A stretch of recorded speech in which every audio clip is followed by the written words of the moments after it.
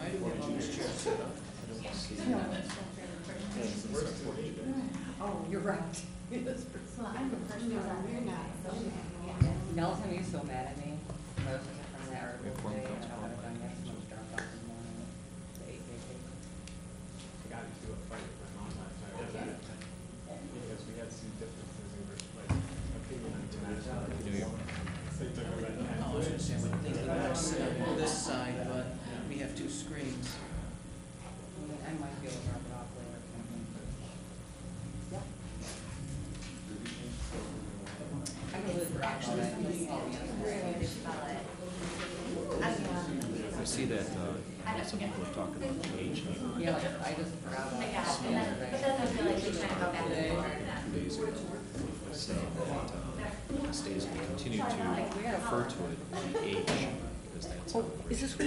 You do have one? Okay, good, good, I wanted you to have one. either way. We're just missing Monique. I'm gonna put one here for her in case she sits here. One English and one Spanish. One, the age comes from how it was initially. There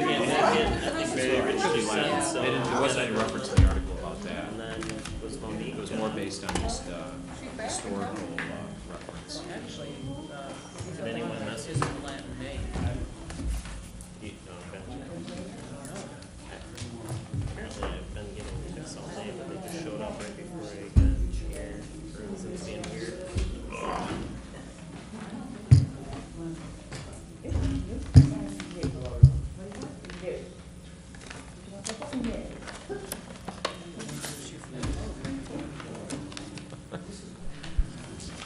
Leo just walked. I'm gonna call to order this meeting. It's now 6 o'clock, and the meeting is being televised, so it requires that we say exactly what the meeting is. So this is a special meeting of the East Point City Council. It's a joint meeting with the Planning Commission, and it's Thursday, January the 3rd at 6 p.m. Please call the roll. Councilmember DeMonico. Here. Lucido. Here. Kleinfeld. Here. Owens. Mayor Pixley. Here. And does somebody want to call the roll for the Planning Commission?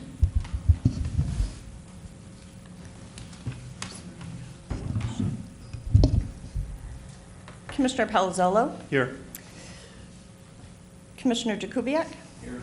Commissioner DeHunt. Here. Commissioner Lalonde. Here. Ms. Julinski here. Chairman Lubeck. And Chairman Broll.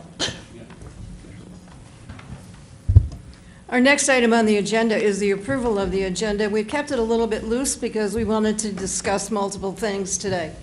So does anybody want to add anything in particular? We have 2 hearings of the public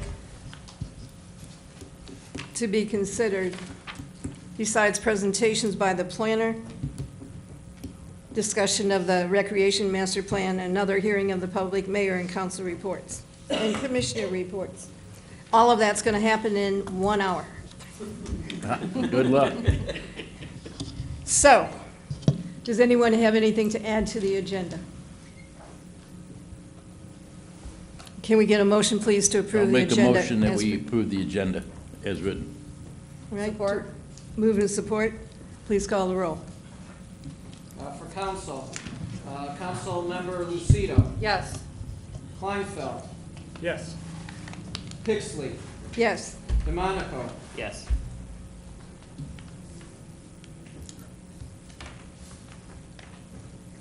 Mr. Lalonde. Yes. Mr. Jakubiec. Yes. Mr. DeHunt. Yes. Mr. Palazzolo. Yes. Ms. Julinski, yes.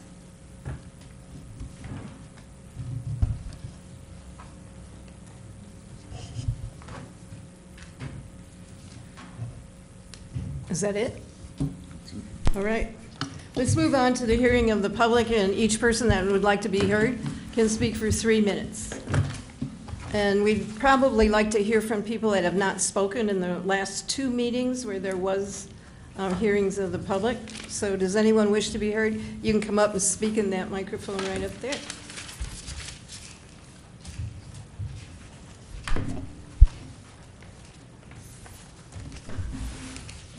Anyone wish to be heard? All right. Anyone that spoke before, if you have anything to add? No one? All right, we'll close that hearing of the public, and we'll move on to discussion of the marijuana regulations. And I believe our planner has a presentation. Is that correct? Yes. Good evening, Council and Planning Commission. I am Sarah Traxler with McKenna, and this is Laura Ha, also with McKenna. I think we're familiar to the elected and appointed and staff people in East Point, but just for those of you in the audience wondering what our role is, we are the city's planning consultant. We work for municipalities. We're city planners, landscape architects, urban designers, building officials, and building inspectors. We don't work for the medical marijuana or recreational marijuana industry. A lot of times when we're giving these presentations, there's confusion from members in the audience. So we just sort of wanted to tee up our role in this conversation and let it be known that we're municipal consultants. And we're here to talk about the implication of medical and recreational marijuana in Michigan communities. So I think it probably goes without being said that Laura and I are not experts in marijuana. We are, again, city planners who think through land uses and business impacts on communities. So that's kind of where we're coming from when we're presenting the information this evening. I know that you'll have questions that we don't have answers to. A lot of the times when we give this presentation, there's questions about, how the sausage is made. How does a processing facility do this or handle that? And we don't know, all the business operations about marijuana facilities, but we do know what the state is allowing, and we do know how many other communities have handled regulating marijuana, and that is, I think, what the value we're bringing tonight is. So again, we're the city's planning consultant, and we're going to share some introductory information on the statutes, and then also what other communities are doing and how they're making decisions around marijuana. So most everyone probably remembers the statute in 2008 when the voters of Michigan passed the first medical marijuana law. That statute basically provided for protections for medical marijuana users and caregivers, and then it also defined what those roles were. So in that statute, there are two different categories of folks who are defined. Qualified patients, who are allowed to have 2.5 ounces of usable marijuana and are allowed to grow marijuana for themselves, up to 12 plants kept in an enclosed locked facility. So that's a qualified patient. And then a primary caregiver was the person who was growing marijuana for each of their qualifying patients. So this was really just a transactional addressing of the issue and left a lot of gray area in terms of the legalities of transporting marijuana around and processing it, and kind of didn't leave room for larger business entities in the mix, since in all cases there was a maximum of 12 plants per patient. So the marijuana industry for the ensuing 5 to 8 years started putting together some legislative platforms, and were effective in doing so. And in September of 2016, Governor Snyder signed 3 bills that legalized and regulated medical marijuana edibles, and it regulated the growth, transporting, processing, and sales of medical marijuana. So, in 2016, we're still talking about qualifying patients, people who have a prescription and who are legally allowed to use marijuana as medicine. In 2017, that's when the state started accepting applications for issuing licenses. So the licensing is a 2-step process where there's a state license provided and then a local license provided, and we'll get into more detail on that.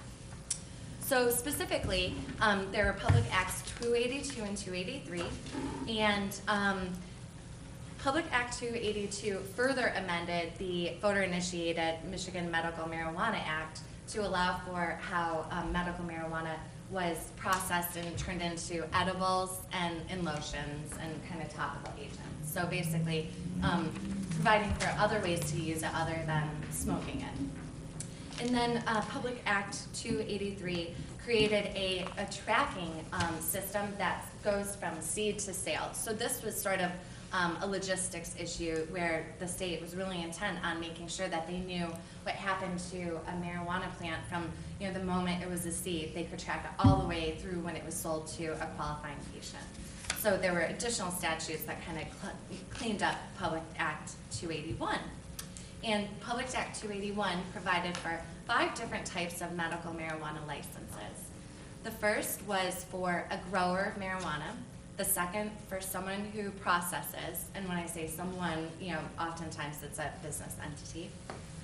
Third, a business entity that securely transports marijuana from one place to another. Fourth, in the statute they called a provisioning center, but most of us refer to it as a dispensary, so it's kind of interchangeable. And then fifth, a safety compliance facility where testing is done. So those are really the 5 important categories under the medical marijuana statute in 2016. The definition of a growing facility or a grower is a commercial entity located in Michigan that cultivates, dries, trims, or cures and packages marijuana for sale to a processor or straight to a provisioning center. So they're not modifying the marijuana or processing it or selling it themselves. They're strictly there to grow the marijuana. We have a lot of backup data that we kind of put to the end of this presentation in case there were specific questions, but we did kind of leave in some of this anecdotal or actually studied information. And from the RAND Drug Policy Research Center, there's kind of a back-of-the-napkin estimate on how much space is needed per plant. And this is important, kind of for communities to understand, like, what's the average size of a growing facility? What would be reasonable for a grower? Most of the times when we deliver this presentation to, if there are business owners who are in the industry, they say, actually, it's this amount of space or that amount of space. And again, that's kind of getting into the way the sausage is made. But for back of envelope, for about 500 plants, the required indoor growing space is 700 square feet, and then on and on. So 1,500 plants would require about 2,100 square feet. The assumption from this study is that it's about 1.4 plants per square foot. So you can kind of figure out the math and the space. That doesn't include the non-growing space like the common elements or storage or other things.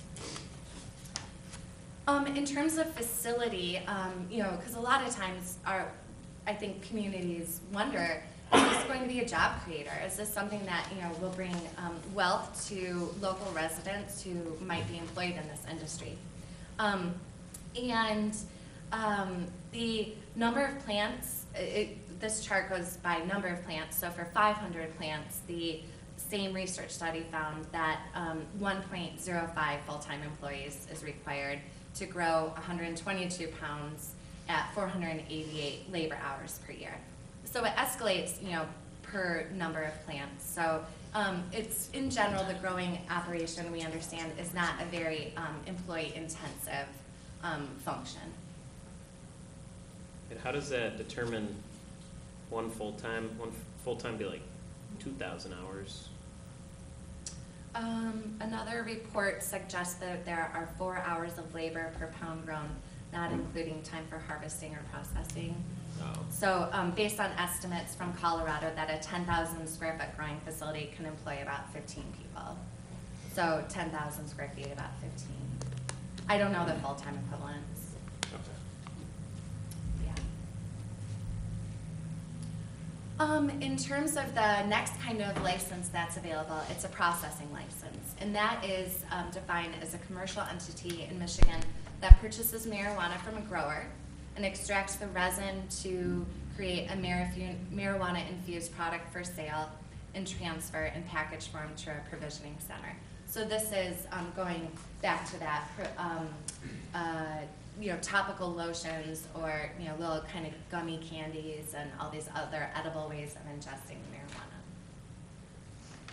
The third is a secure transporter, and that is an entity that stores marijuana and transports it between the licensed facilities for a fee. A provisioning center or dispensary is a entity that purchases marijuana from a grower or processor and supplies, sells, or provides to registered qualifying patients directly or through the patient's registered primary caregivers. So there's a couple different ways that the marijuana can make it to the registered patient. Again, this is under the medical marijuana statute. It includes any commercial property where marijuana is sold at retail to registered qualifying patients or their caregivers. A non-commercial location to assist a qualifying patient is not a provisioning center for purposes of the Act. So under the 2008 statute, where a primary caregiver could interact directly with a qualified patient, if they were growing under that statute, it doesn't qualify as a dispensary or a provisioning center under the 2016 statute. So there's sort of a line drawn in the sand between that initial kind of person-to-person exchange and this more commercial and large-scale operations that are defined by the 2016 statutes. And Laura's going to be talking about the recreational, which is just another layer of complexity on top of all of these. Again, you know, these are just kind of to give you an idea of numbers.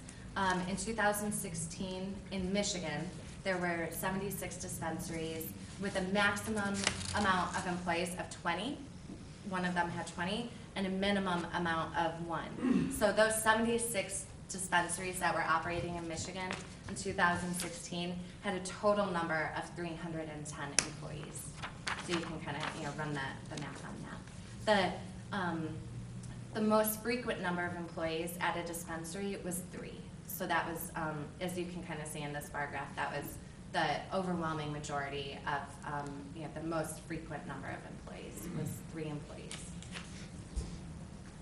And then finally, the 5th type of license under the medical marijuana statute is the safety compliance facility, and that is an entity that receives the marijuana from a facility or a registered primary caregiver under that 2008 statute and tests it for contaminants and basically make sure that it is compliant with all of the safety standards of the state.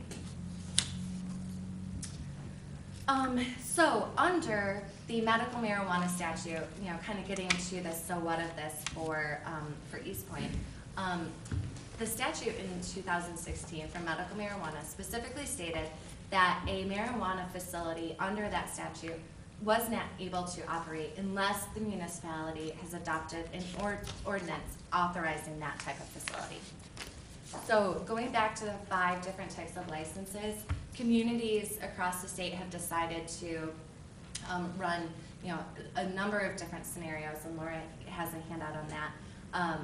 And they've decided to either prohibit all 5 types of these licenses under the medical marijuana statute. They've elected to allow 1 of them, 2 of them, 3, 4, or all 5 in any combination. And they are allowed to also limit the number of licenses that they wish to provide at the local level. One of my clients has decided to allow for all 5 types of licenses, and just as an example for them to kind of control the tide of applications and impacts, they decided to limit the number of licenses to 3 licenses for all 5, per each of the 5. So there would be, in theory, a maximum of 15 medical marijuana licenses in the state. So that handout is from this month's most recent Planning and Zoning News, but its original source is the Licensing and Regulatory Affairs, LARA, Department of the State of Michigan. So this comes directly from the state. So, an important thing to remember for medical marijuana is that someone does not have the legal right to start a business here unless you expressly authorize someone to do so by creating ordinances to allow for that. So, by you not creating ordinances to allow for that, up to this point, you have decided not to allow for medical marijuana. Another, kind of operational consideration is in regards to the potential fees that you're charging to administer a medical marijuana function, and also the taxes that you may receive through the state. There's a complex, somewhat complex equation that basically waters down the tax revenue, the additional tax revenue from the medical marijuana from the state to the county sheriff, to the local unit of government. We kind of advise municipalities to not expect this to be any type of a fiscal game changer, because we know what happens with the state sharing money with local units of government, and even though it's in the statute, you just kind of can't predict because there's been such little activity up to this point and so few licenses issued. So we think it's kind of prudent to think of it as a revenue neutral at best proposition while you're going through your decision-making process. Sarah, the cities also are allowed to charge inspection fees, correct? Yes, and you can charge non-refundable fees to administer an application, annually $5,000. Yep. And I just want to add on that 5,000, the city is still subject to the Bolton test set by the state Supreme Court almost 20 years ago, which says that fees cannot be used, they can only be set in order to recover the cost of the municipality. So if we cannot justify $5,000 in expenses, we cannot charge a $5,000 fee. So, you could account for the city manager's time, all of your consultants' time, your attorney's time, your inspector's time. There, of course, there are real costs to administering any type of an application for license or land use approval. But, as the city manager noted, it really does need to be able to be documented. So you're saying, you're speculating the best case scenario, this will be revenue neutral? I guess what I'm suggesting is that since there's so little information in Michigan on what the amount of taxes, that communities that have opted in are actually enjoying versus the cost that they're expending, I think it's prudent to think of it as just a revenue neutral, as the most conservative way.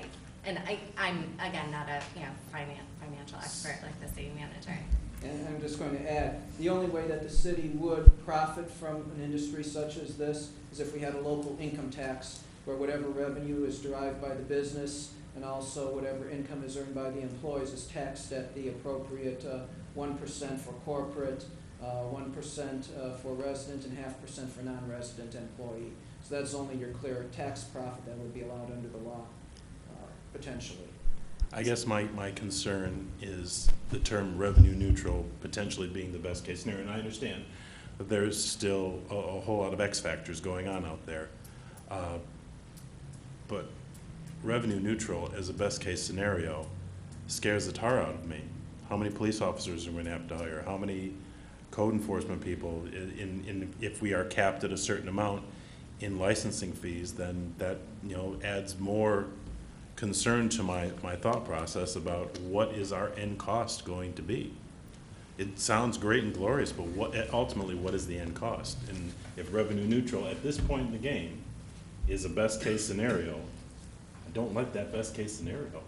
Yeah, and just to try and present a balanced approach, municipalities offer services and kind of quality of life amenities to all their residents in all types of fashions. So there are a lot of things that a city or a township or a village does that is not kind of beneficial on a balance sheet.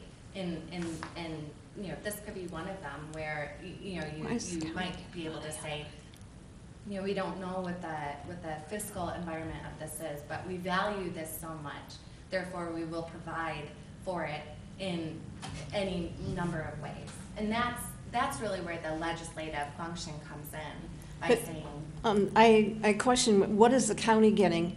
Because anything I've read, it doesn't say anything about the county getting any portion of the tax money. It might just be the sheriffs then. I might have been confounding the two.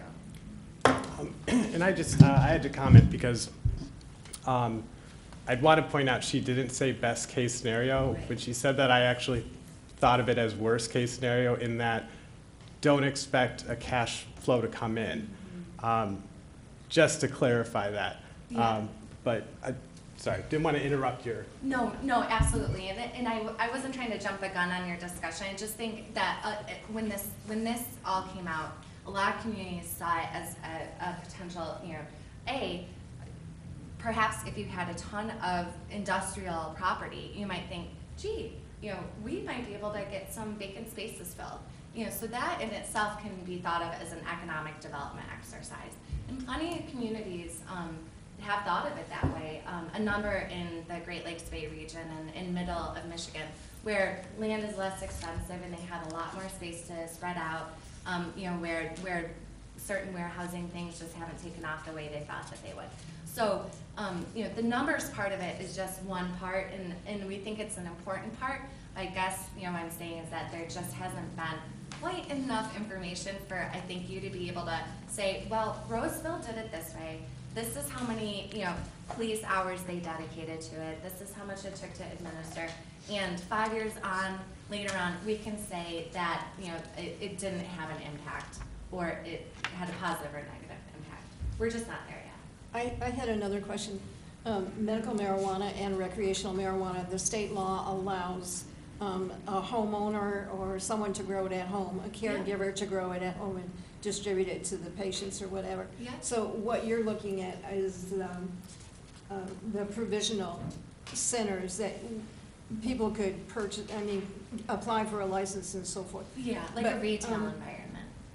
Who absorbs the cost? Because if we do an ordinance that requires fire and police and plumbing and electrical inspection of the individual home, the city then has to absorb all those costs?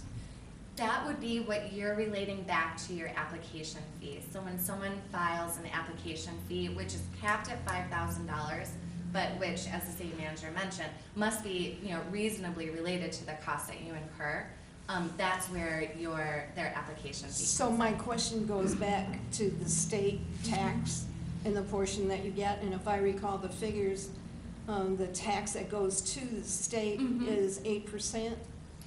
If you opt in, and the city would get 3% of that 8%, but that would be applicable to the expenses related to marijuana growing in a home. Is that correct? Is that how you see that? I don't think it's related to the expenses related to the home growing operation. It's, I think, per number of facilities, they add up all the facilities in the state.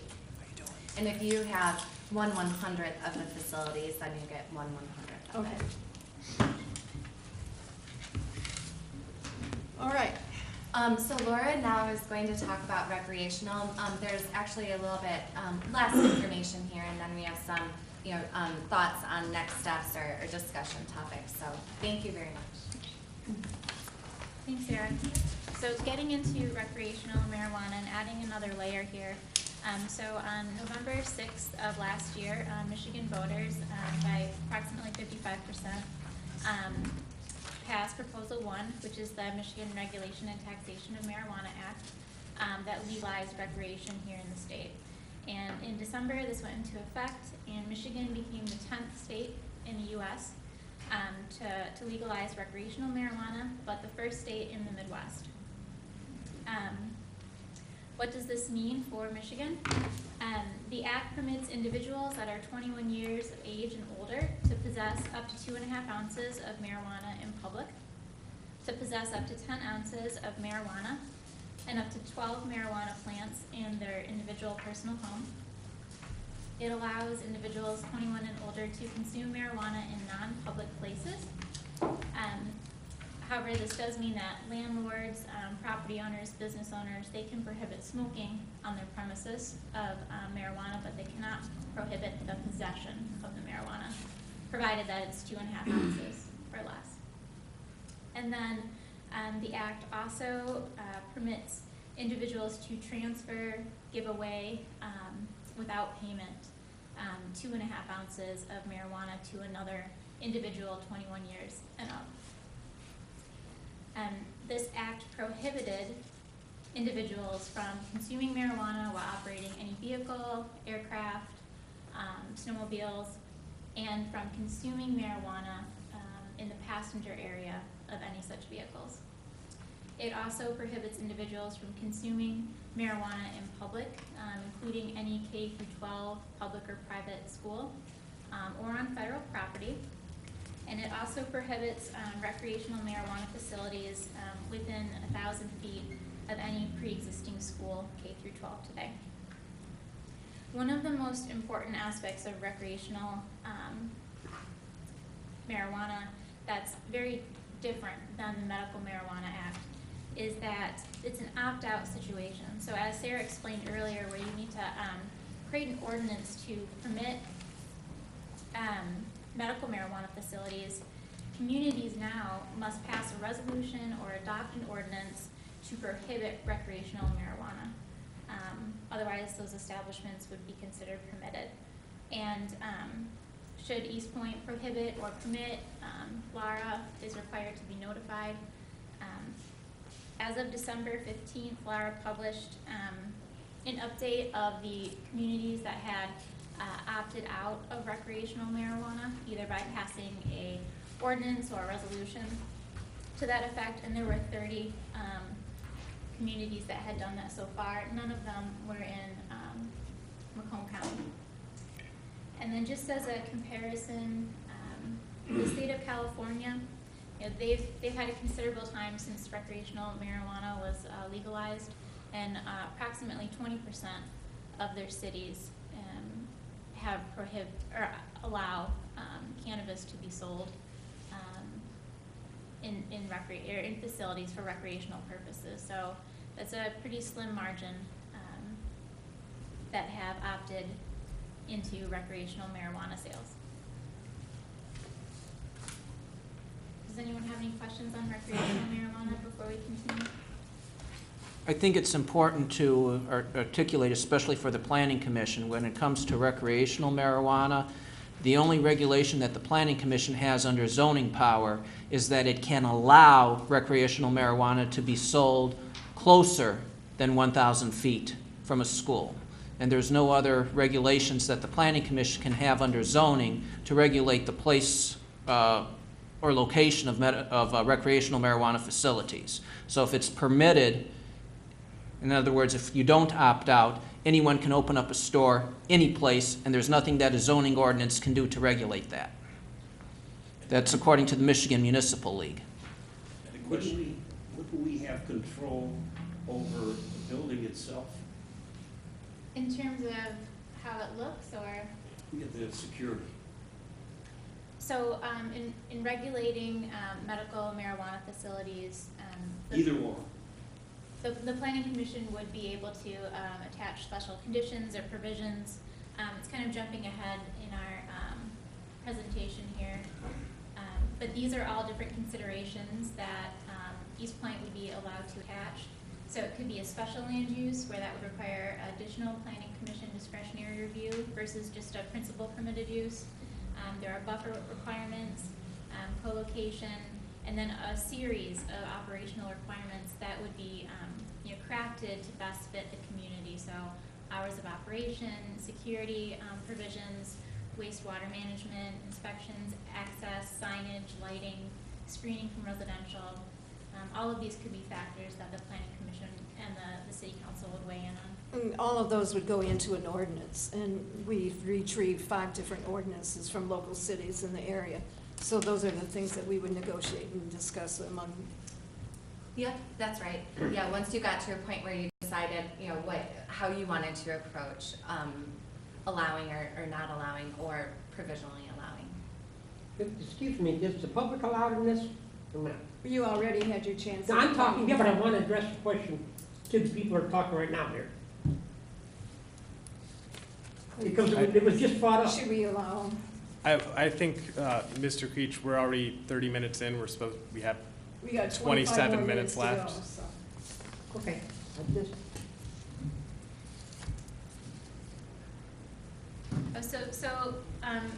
Further discussion, just kind of starting out, I think one of the first considerations that we advise municipalities is that East Point should consider what types of medical marijuana facilities and recreational facilities it feels is appropriate for the community, if any.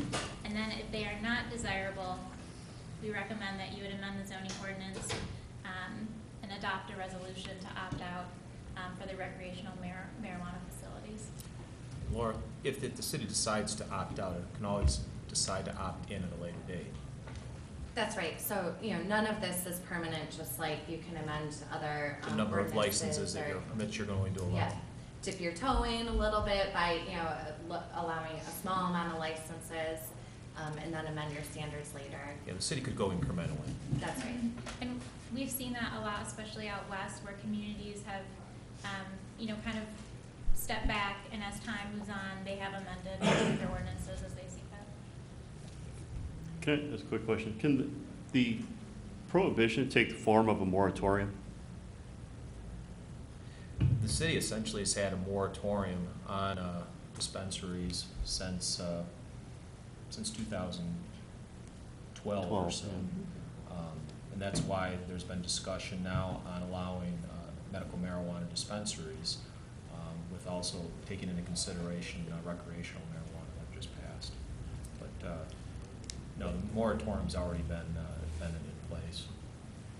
And in terms of recreational marijuana, Laura and the state are requesting that communities take this on into consideration sooner than later.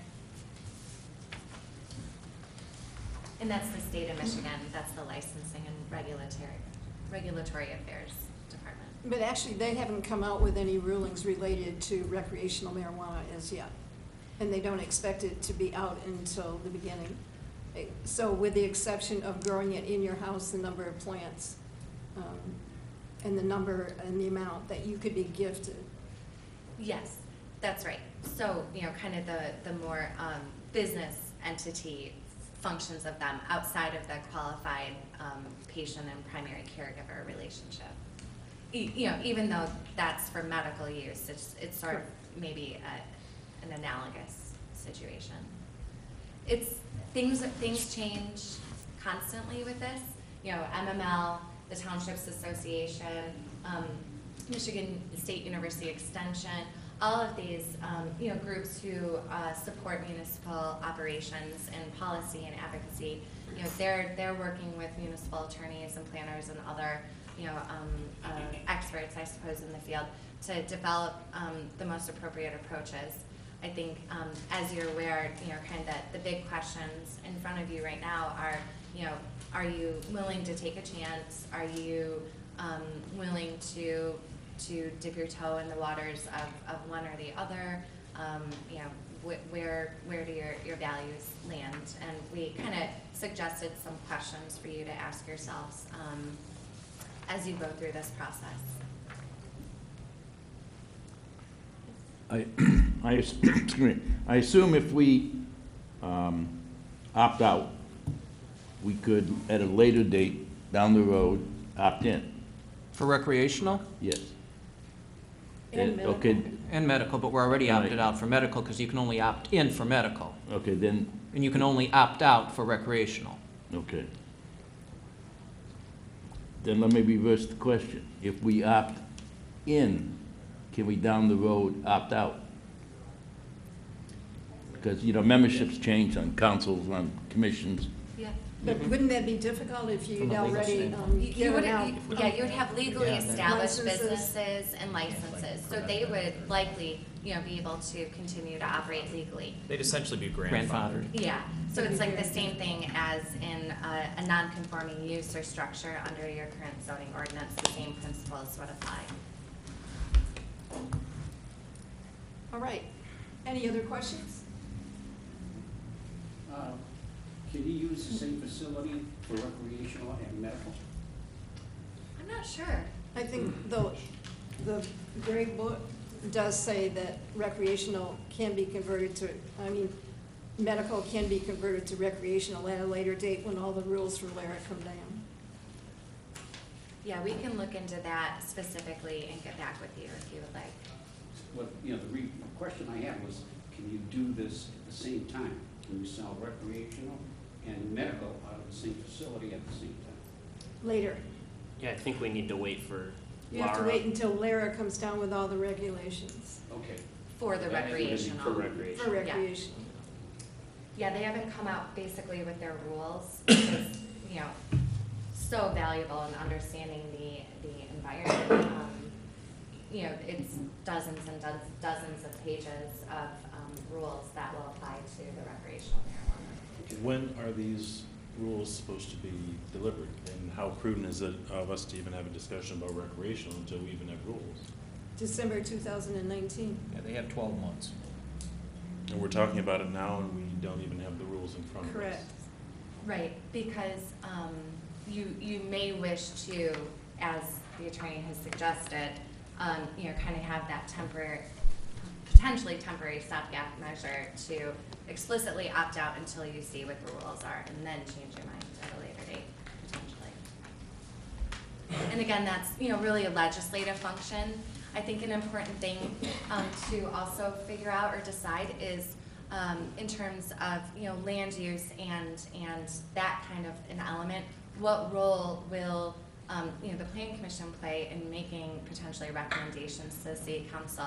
In my communities, it kind of got, one of my other client communities bantered back and forth for at least 6 months, where Planning Commission said, well, we need direction on whether this is something that the Township Board even wants to permit before we consider ordinance standards. And they said, well, tell us if we should or shouldn't. You know, so it kind of went back and forth.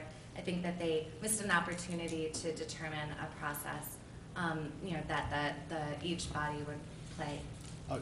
Just for the purposes of tonight, because the planning members weren't there, at our last meeting, a majority of council expressed only wanting to talk about medical facilities. We, at least from our discussion, weren't interested in looking at recreational. Okay. So. Except that the law currently gives people the opportunity to grow recreational or use it for recreational purposes in their own homes. So at some point, we have to develop an ordinance to give administration a little bit more control over marijuana growing in people's houses. I actually have a question about that. Can we even set any regulations on how it's grown in people's houses? I don't think we can. According to the ordinances that were presented to us, We already have a nuisance ordinance, so if someone was growing marijuana in their home and because of odor or other issues it was causing a problem, those types of problems could be enforced through just our general nuisance I ordinance. think it was in the Dearborn ordinance that was submitted to us that there was a control related to it. That's medical. That was medical. I understand it was medical, but it was also the fact that it could be inspected by electrical, plumbing, and police and fire as well on an annual basis. All right, we have a lot more to go. We've got 21 minutes. Thank you very much. Thank you I very hope much. that was, you know, we hope that that was helpful. We're happy to provide any follow-up. Thank you. Thank you very much. All right, council, did you want more discussion on this right now? I figured we'd review what we do want the planning commission to discuss. Okay, sounds good to me. You, like, at another meeting, or? Right, at their own meeting. I think that's what you meant, right? Yeah, no, not just. At their planning commission. Well, like, of course, like, yeah, I'm saying they should discuss the amount. Well, because as we said, a majority was interested in a medical marijuana ordinance regarding the 5 types of licenses. But from us saying, you know, how many, you know, they should discuss how many of each type of this, and then, of course, you can regulate the buildings. I know there was like a few things at the last meeting that were said that were not true, like those green crosses.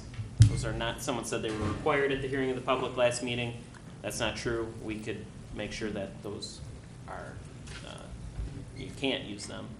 Here's my suggestion. I think council has a little bit of an advantage because of those 5 ordinances that were submitted to us, and the planning commission hasn't seen those, correct? Correct.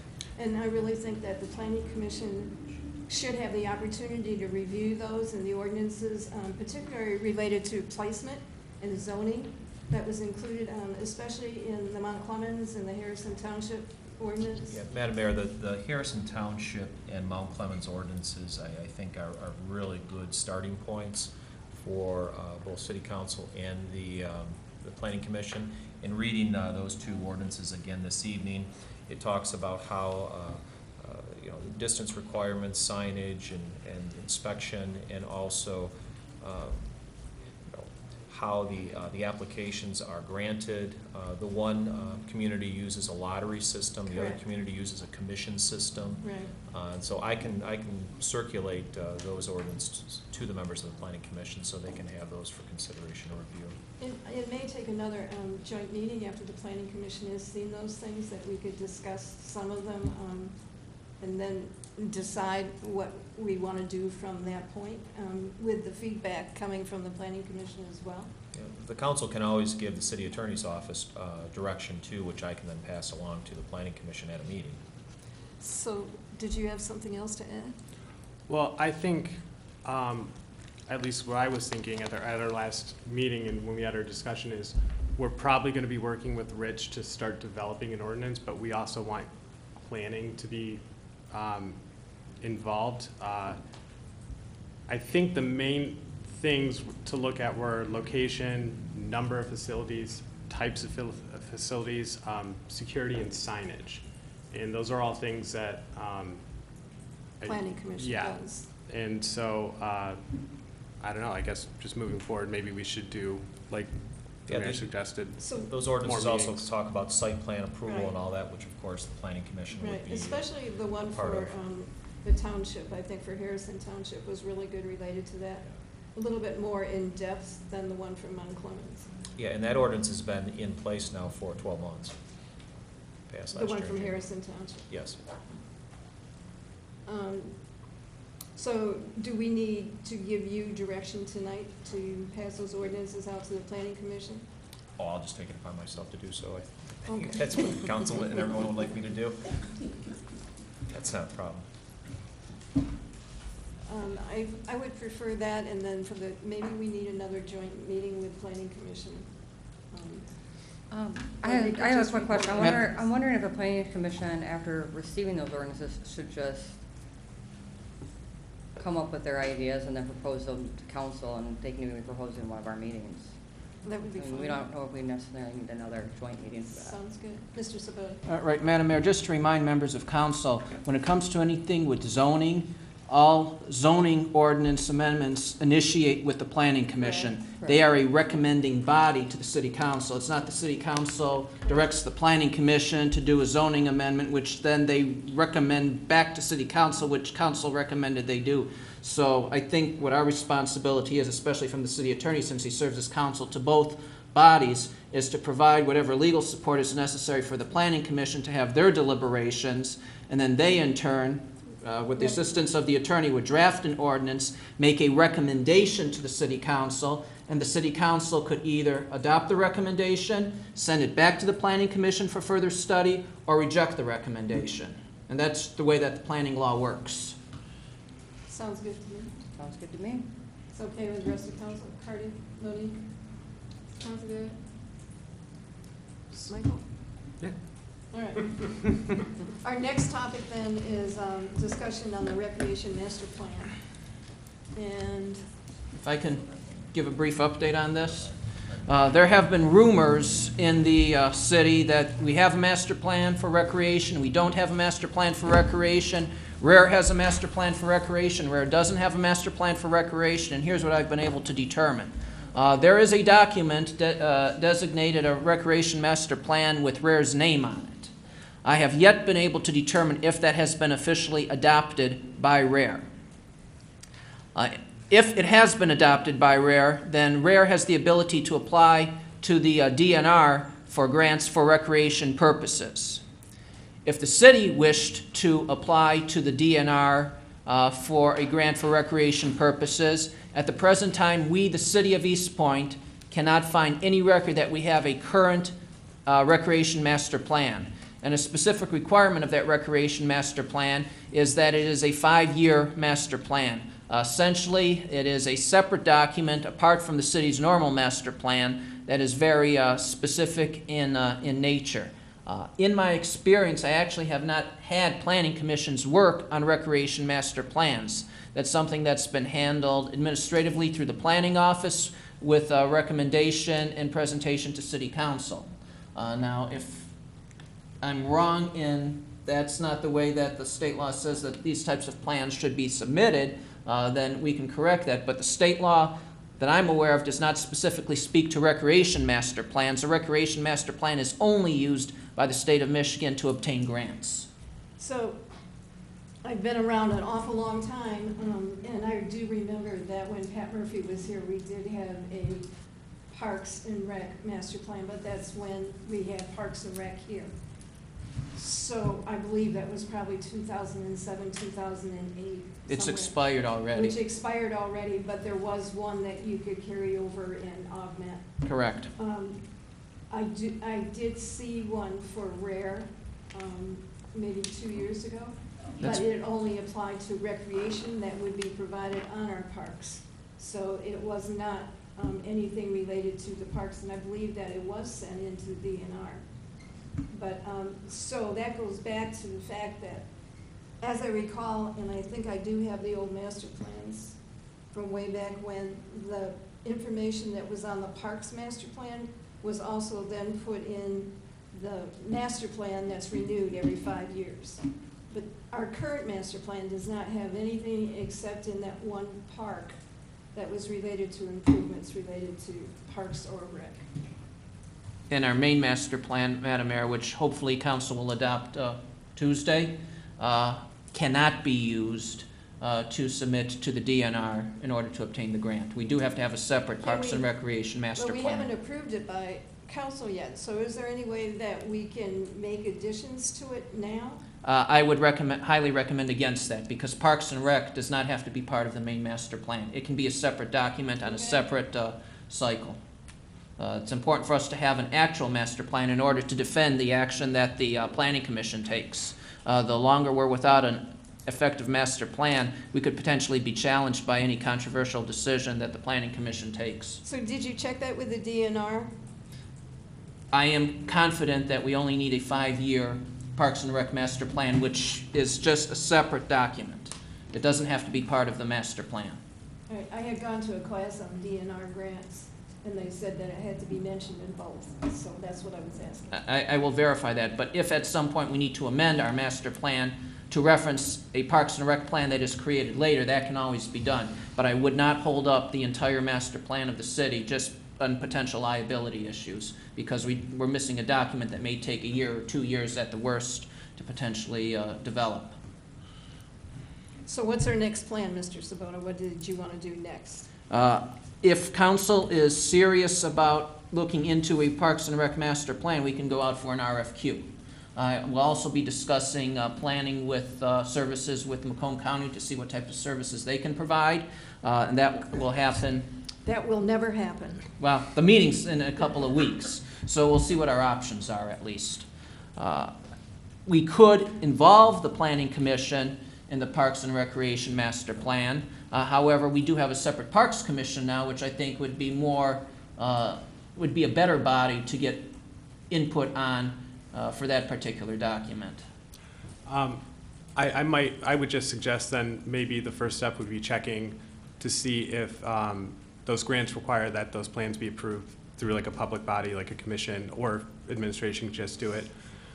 In the short term, if Rare has an active plan, I mean, I think we can kind of just take their plan and, you know, maybe tweak it a little so that, because my understanding is for those grants, and this might be part of what the mayor was talking about, is Rare and the city, I think, have to have a matching plan, plan to get some of those grants. So it depends who applies. That's who has to have the has to have the plan. If Rare applies, I think the city, that Tony Lipinski told me, the city needs a matching plan for them to qualify. So that's an interesting take on it, because well, and Rare is Roseville and Eastport. Right, but it is a separate legal jurisdiction. Correct, a different authority. Right.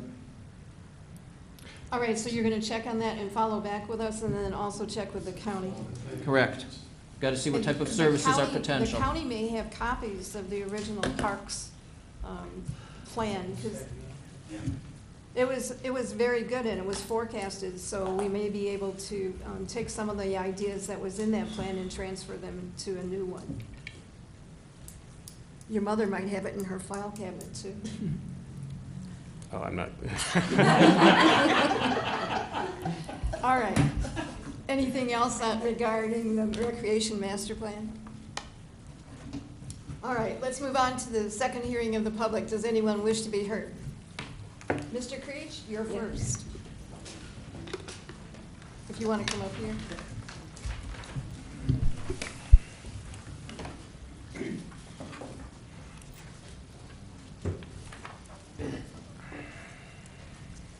She was on the plan. Recreation. Thank you, Madam Mayor. Harvey Creech, resident of East Detroit. Well, today I got the chance to either witness or hear a very, very 2-hour special on marijuana from Colorado. Yeah, did you see it too? It was quite well versed, and it come right in there. It was great.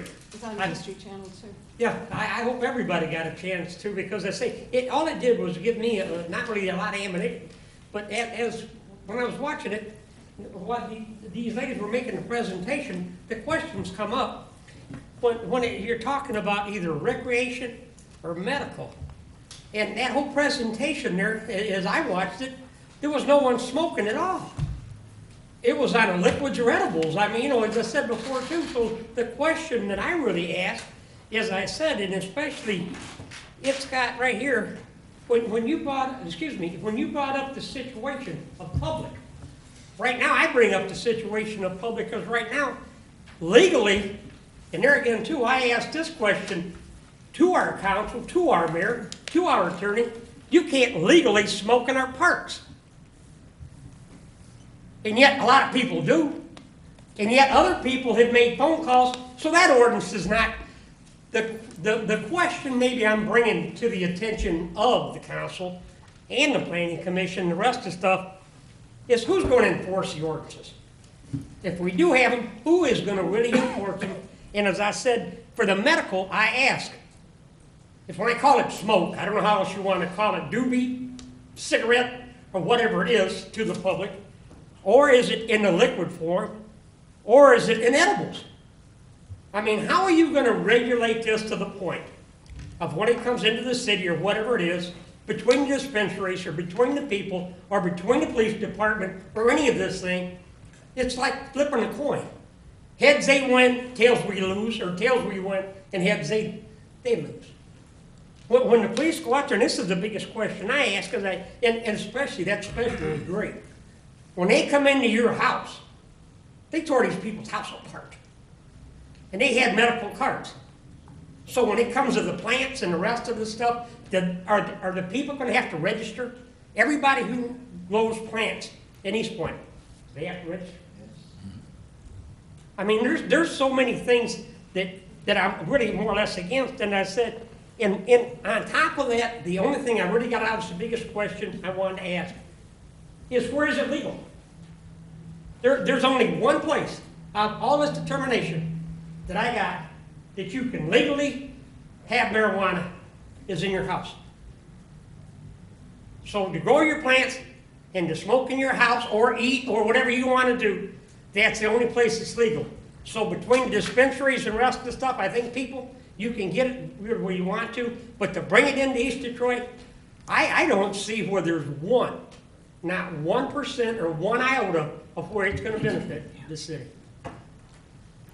Thank you, Mr. Creech, and remember, this is East Point now. I'm sorry. People, I've been here 50 years, and I apologize. I still call it, it's East Point now. Does anyone else wish to be heard? Mrs. Dr. Early.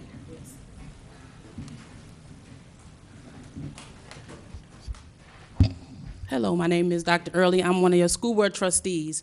One of my questions is, for medical marijuana, do they have to be 1,000 feet or not? Like, is it 1,000 feet from our schools or is there not? That's one of my questions.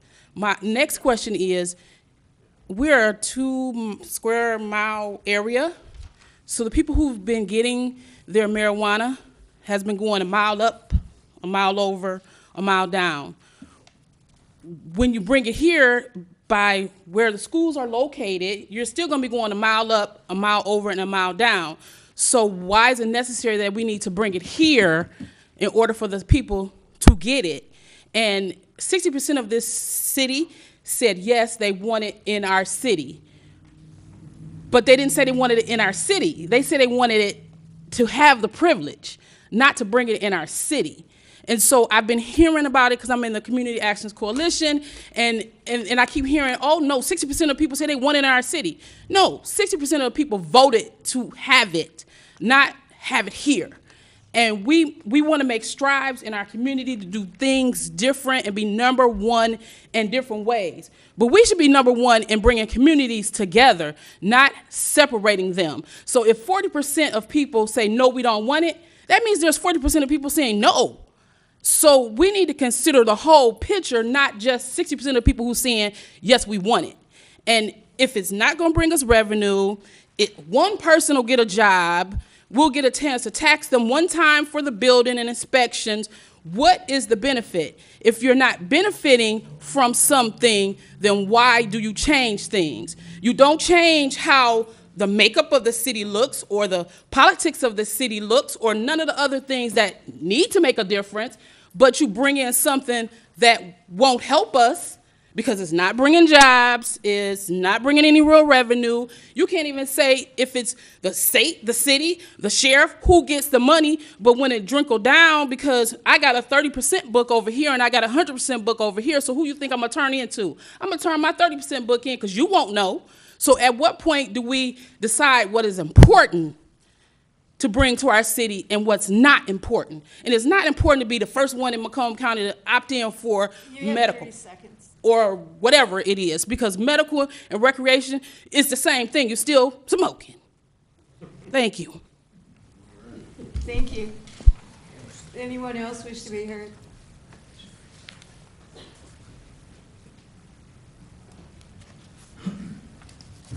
Hi. For those of you, I know I introduced myself to City Council. I don't think I ended up ever speaking at the Planning Commission, but just to introduce myself, my name's Sandra McCormick. I am a lobbyist in Lansing. I work on the marijuana issue as well as multiple other ones in Lansing. At the time when the legislation was passed, I worked on staff. I was the lead coordinator on the legislation for the Senate, which was the final kind of stopgap for this legislation. I just wanted to clarify a couple things that were said as it relates to different taxes, revenue capture, certain things as they kind of interact with what you're looking at doing here. Mayor Pixley was absolutely correct on the 6% sales tax with the 3% excise tax for medical. However, the 3% is repealed. As of March of this year, it no longer exists. You won't get that tax revenue capture. The best you're going to get, which your city manager was absolutely correct on, is if you impose some sort of income tax as well as the property tax. Everything else will go through like the normal revenue sharing process and all of that. So just to clarify that. There is Repealed in lame duck. Sorry. What? Sorry for interrupting. Was it repealed in lame duck? No, Rep. Irwin worked in some language when it was passed out of the House back in 2016, and it was Section 601(1), where it said 90 days after the effect of an act that would make it recreational, allowed 90 days after that, this section would be repealed. Oh, okay. So it's some trigger language that was buried in. I don't think most people know that it's in there. A lot of people have been talking about that. So just to clarify that, that language is basically repealed here in a couple of months. There is a 10% in recreational, so if you do end up going that route, there is a 10%, but it's a weird way it gets distributed, so it's not going to be as clean cut as to what you guys would have gotten anyway, so I don't think that's something to rely on.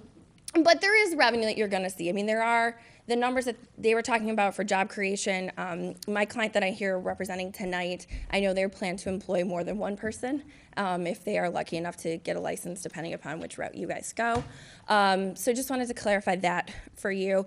The other thing I wanted to talk about is, with all due respect to the last speaker about what the residents of East Point want or don't want, I think when you check different things on ballots, you are assuming that it's going to work out perfectly and City Council is going to have all these wonderful answers, and so is the state legislature and everything else.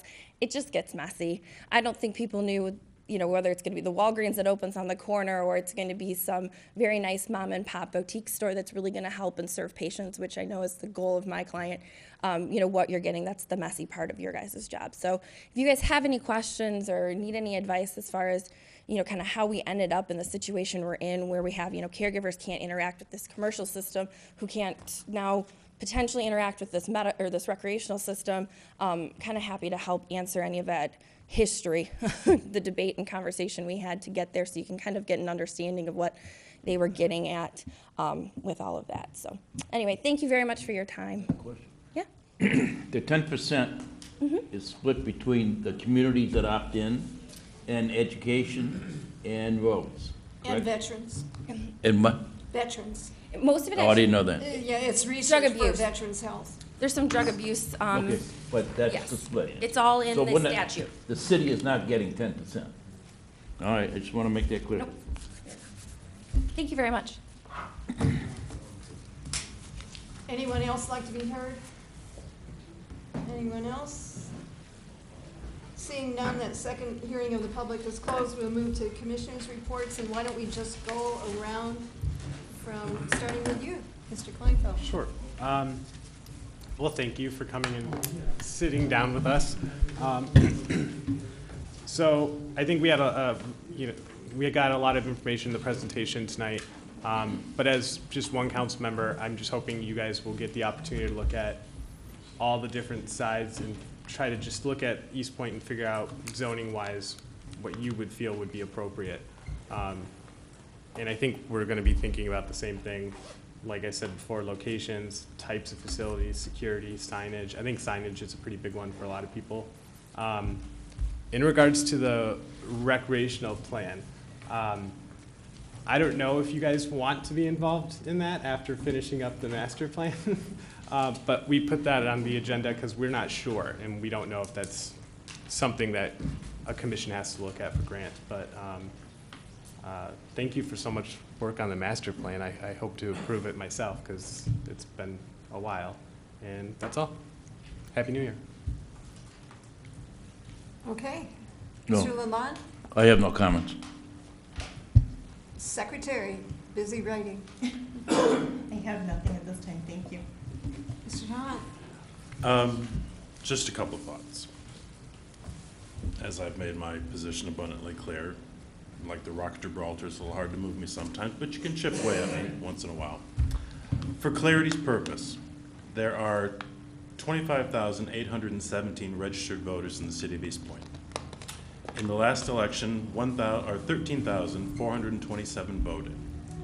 For the proposal for marijuana, 8,930 people voted for it, 4,213 voted against it. That represents a 34.59% total of our population that voted for marijuana. Now, whether it was the apathy of not voting for the rest of the people that didn't is irrelevant. I just wanted on the record that of the 25,000 registered voters in the city of East Point, only 34.59% of them voted to approve recreational marijuana. That said, my mind is not completely closed to medicinal purposes, medicinal provisioning, whatever you call it. But there's a whole lot here that needs to really be talked about. And I think I fear costs. You know, I understand for the community's greater good, but if we have to pay for additional services to support these things, where is that money going to come from? Is it going to come from our Parks and Rec? Is it going to keep swings from going on parks? You know, there are a lot of working parts to this, so I hope we take an artful approach to it. I really do. Thank you, sir. Mr. Jakubian? Yeah, the only thing I was going to talk about briefly is going further from what the lady from the school board said. Why don't we send a small questionnaire in the water, the thing for the water, and ask them, number one, do you want a recreational facility here in the city? Do you want a facility for medical?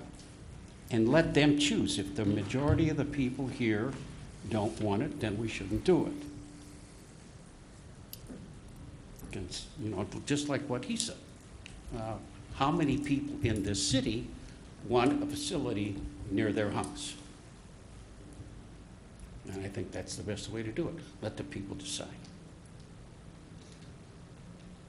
That's why we're here. Ms. Van Haren? I have nothing, thank you. Mr. Palazzo? Thank you for the opportunity to be here with you. I don't have anything at this time. Thank you. Mr. Sabota? Mr. Mowbray? No comment, Madam Mayor.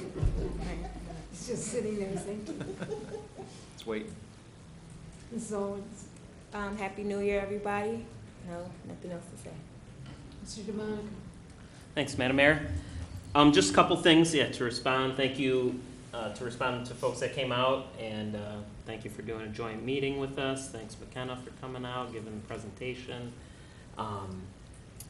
First, I think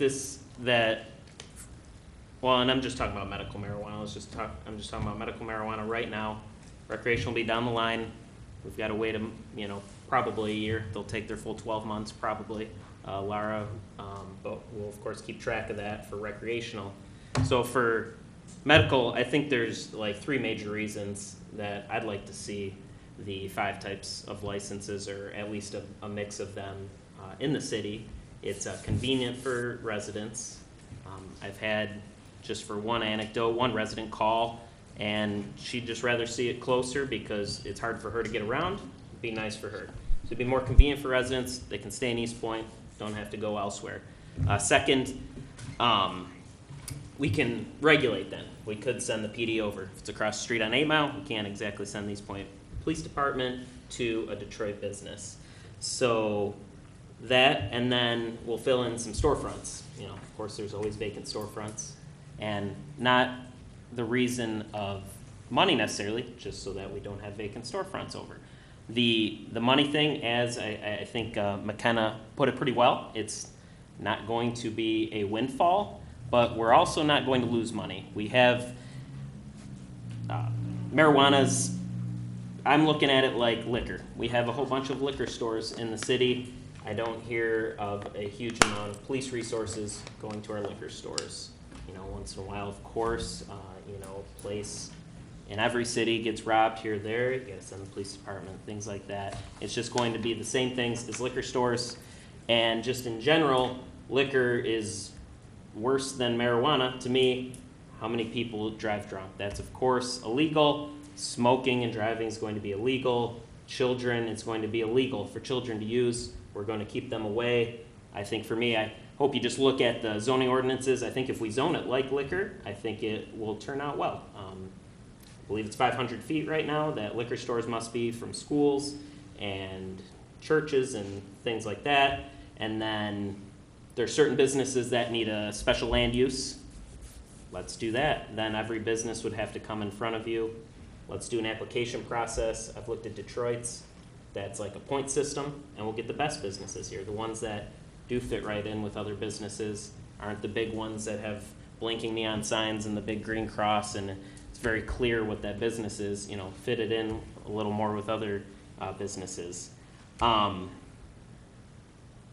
And we've had a hearing, Walt, at our council meeting. I know a survey, and this was just so complicated, I think, to do a survey on.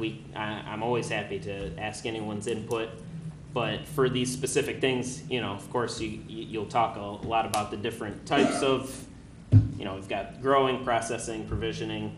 I'd say if it was up to me, I'd kind of start looking at, like, say, let's do 5 of each and then discuss each of them. Does it make sense? How much industrial property do we have, to do that? And maybe chip away at it, add here, there. Some didn't even have caps on certain ones. If it fits in your business districts, then do that. It's kind of how I just thought we could look at it and move forward. And also, I'm happy to do a rec master plan. We could at least start with what we have from RARE see how that can all fit in with everything. I think that'd be good, and be a good thing for the Parks Commission to look at. Saturday, Yep. they're going around and looking at the 3 major parks in the city. So be a good time to talk about that then, and Happy New Year, everyone. Sarah? So first, I'd like to thank Planning Commission for having this meeting tonight. And I also want to thank you for all the time that you're going to put in to coming up with an ordinance for medical marijuana, because I know this is not going to be an easy task for you guys. And then when it comes to the park master plan, yes, it is definitely something the Parks Commission has discussed. We just kind of got our commission full, and so now we'll be having quorums, and hopefully we can start moving forward with some ideas to proceed in whatever direction, whether it's with administration or with planning, to definitely develop a Parks Master Plan. And I just want to wish everyone a Happy New Year. I'd like to thank everybody that came tonight, and I know there were a lot of people out there that probably wanted to talk, and then you just decided to sit there and not say a word. But maybe we do have another council meeting on Tuesday night, so you're always free to come forward during either of the hearing of the public. We were pretty much on a tight schedule tonight, and I'm sorry for that. We probably should have allowed 5 hours.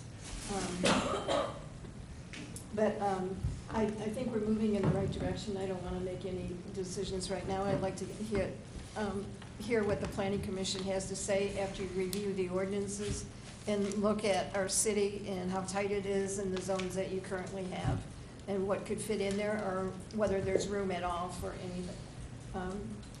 And then at the same time, council will be working and reviewing the ordinances that we did see, so that we have some idea of what maybe should be in a really good ordinance if we do decide to opt in for medical marijuana.